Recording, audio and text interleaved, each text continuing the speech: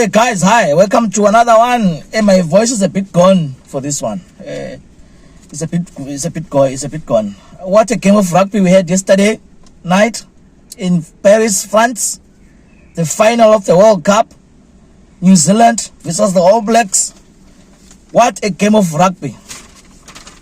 My voice is gone actually from all the shouting I was doing yesterday.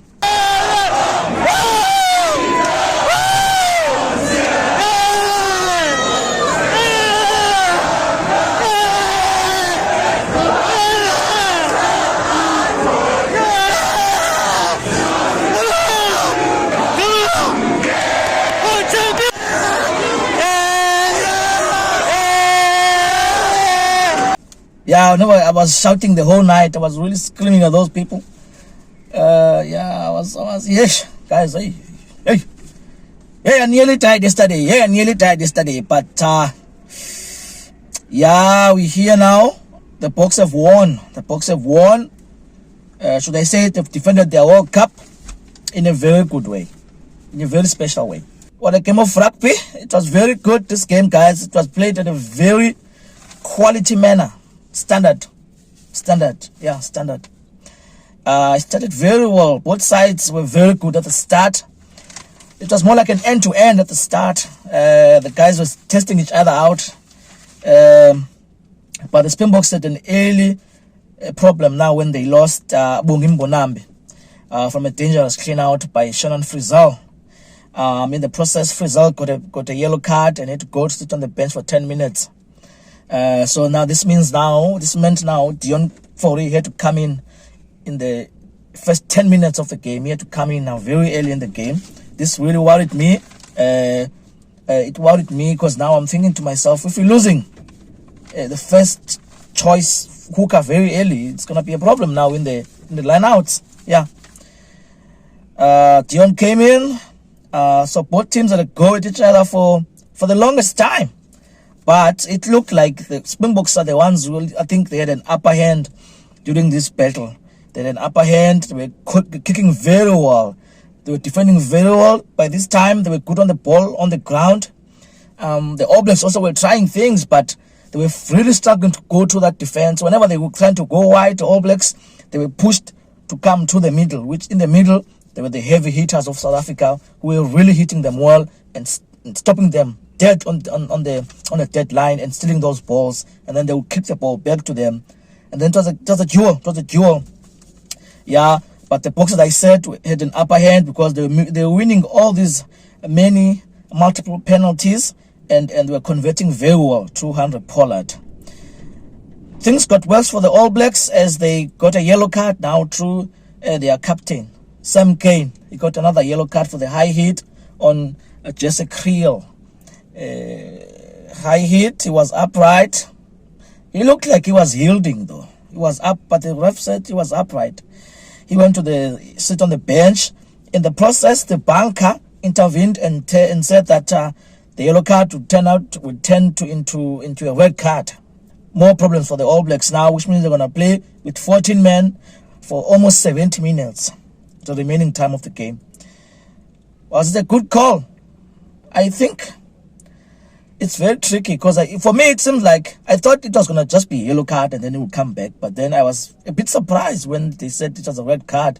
But then I've seen those given. Remember in 2017 when Sonny Bill got a red card for the same hit in the British and the Irish Lions in New Zealand. So this was a similar hit to that hit. And there was a red card back then. And even now, I think this was a good call from Wayne Barnes.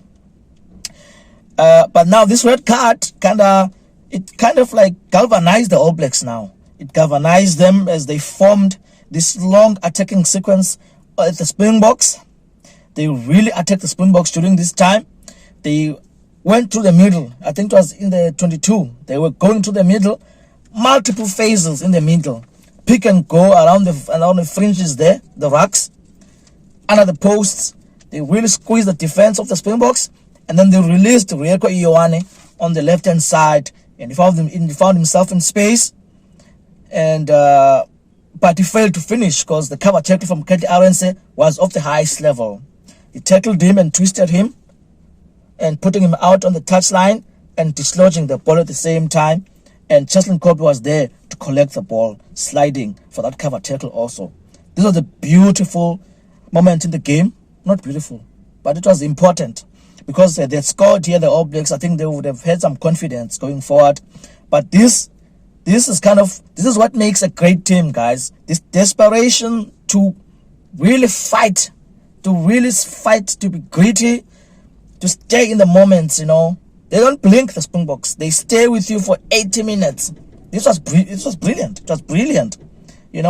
After this, the game went to half-time. All Blacks 6, Springboks 12. So the first half was mainly Springboks. As I said, I think they had an upper hand and put New Zealand under a lot of pressure. Forced them to concede those penalties that Pollard was converting. He was not missing anything, Pollard. Anything you give him, he was going to convert. He was in the zone. So the second half came, and the Boks started really well in the second half. They nearly scored a try there through Kedley Arendse. But I think he came short. He knocked the ball and was in touch also. Yeah, and then they failed to score there. Then things got a bit shaky for the Springboks when the Siya Kolisi got a yellow card for a high hit on Adisavia.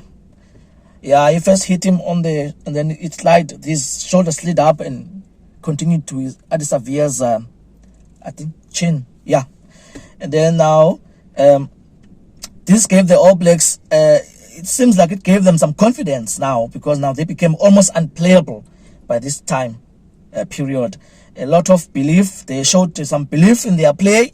Their tails were up, if I may put it that way, and they went on to score this try through their 15, Bowden Barrett. By this time, I was really starting to piss my pants now. Not literally though, but I was scared. Because now the Springboks were under a lot of pressure, but they were surviving. And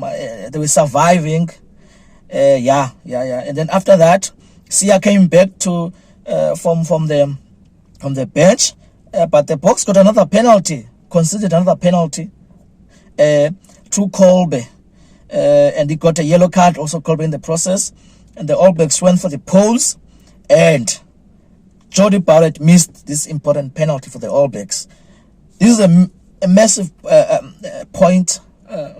event in this game, because now if he scores this penalty, they go ahead, the All Blacks. But he missed it, and the coaches also of the All Blacks, you could see that they knew that this was the moment that they should have taken the lead over the Springboks. After this miss, the All Blacks threw everything at the Springboks now. They really threw the kitchen sink at the Springboks. It became like a dog fight contest now between the sides. The Springboks were just scrambling in their defense. They were scrambling, and it was awesome to see. They really showed emotional maturity, and that's that composure to stay in the game, composure to just fight and stay and fight and not blink and crumble under the pressure that the All Blacks were putting them under. That's what it takes to make great teams. Yeah. So now on the 79th minute, the Springboks got like a final scrum put in close to the touchline, and the scrum was under a lot of pressure, by the way, from the All Blacks.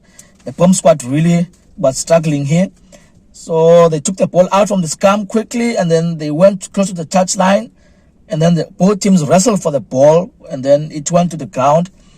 But unfortunately, it was unplayable. So it means the game had to be restarted. But now it was already beyond the 80th zone, the 80th minute. Sorry. It was already beyond. It was already on the red zone, which means now the referee had to blow, because now we can't restart the game beyond the 80th minute. So the Springboks won this game at the end. Full time, Springboks 12, All Blacks 11. What a game of rugby! What a game! What a game of rugby! All Blacks fought very hard. They threw everything at the All Blacks. What do they call kitchen sink at the Springboks? Sorry, they tried every set play but couldn't breach the tenacious Springbok defense. Even though that on the edges, when they went to the edges, the All Blacks, they didn't find a lot of space. Only for that time when Talia found Barrett to score. But apart from that, they were really struggling to find space on the edges. Kolbe and Kati Arens were really dealing well with those guys, Telea and Will Jordan. Adi Savea was brilliant for me. He played really well. He was a warrior in every contact situation. His leg drive is lethal. You know, when he wrestles, when he starts to drive, Savea, I don't know how much he squats. He was brilliant. He was really good. Dion Forey at hooker, he was incredible when he came on. He had some stuttering at the start, but yeah, he started to find his song towards the end. Also with him and Kocha Smith around the fringes also, they were lethal, those guys. Like a group of hyenas. They were just fighting it for everything. For everything. Aaron Smith, he fought hard for the All Blacks. His quick pass, his box kicks, they were really accurate at most times, putting the Springboks under a lot of pressure from the high balls. Yeah, they were very good. It did very well. Even Faf de Klerk from our sides, from the Springboks, it did very well. Also, his kicking was very good. Him and Pollard. Yeah. Steph Detroit, man of the match. Oh, sorry. Sia Kolisi did well. He tackled very well, like a flipping rhino. He was very good. He dealt with Mark Telia very well, Sia Kolisi. And then Peter Steph Detroit, man of the match. He made like 28 tackles. What a man. What a warrior. Yeah, man. The Boks have defended their World Cup in a very special way this time around, because now, in 2019, people were saying they went through an easy route to the World Cup. The draw was easier for them. This time, it was the toughest. Tough group. They played Ireland, then they lost to Ireland. Then they played Tonga, a very tough Tonga, physical Tonga. They beat them. Scotland, they beat them. They eliminated France, the hosts, by a point. Went on. England, gone by a point. In the finals, they won by a point. This is special. This is very special. One of the best World Cups from the Springboks. It was really tough. It was really tough. Beating the top teams there. It was really tough. But the guys really stayed on the game. It was brilliant to see. What a game of rugby I watched. What a beautiful atmosphere. It was beautiful. The whole thing was a vibe. It was very great. It was very good. That's why we love rugby so much. Because of the emotions it brings, you know. It was beautiful. It was really beautiful. So yeah. The World Cup is done now. It's done. It's closed.